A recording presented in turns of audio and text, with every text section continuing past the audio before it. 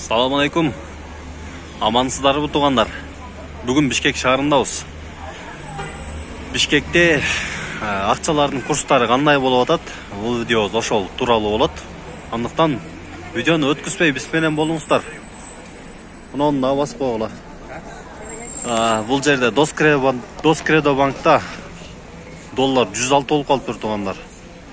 Евро 115, рубль 85, Казакстан 150 дейт.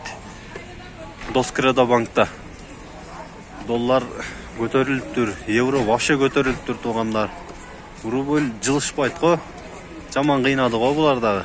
Кийинки банкты көрөлү азыр, Оптима банкта. Өткүзбөңүздөр тугандар, биз менен болгула. Мына тугандар, кийинки Оптима банк.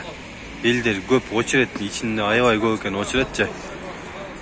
Мына бул жерде дагы рубль 85 экен.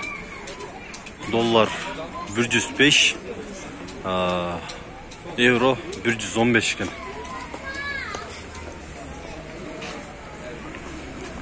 Кийинки банк барабыз азыр. Мына тугандар, кийинкиси Эл Финанс, Финка банк. Финка банкта 105 экен долларчы, евро 115, рубль дагы бул жерде деле 85. Казакстандыкы 16 ине 160. Сатып алуулар. Булар качан көтөрүлөт болду экен эми?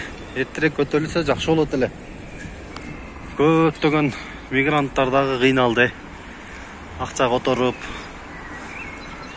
100 миңи 80 миң, 85 миң сом болуп калат экен да рубльдунчу.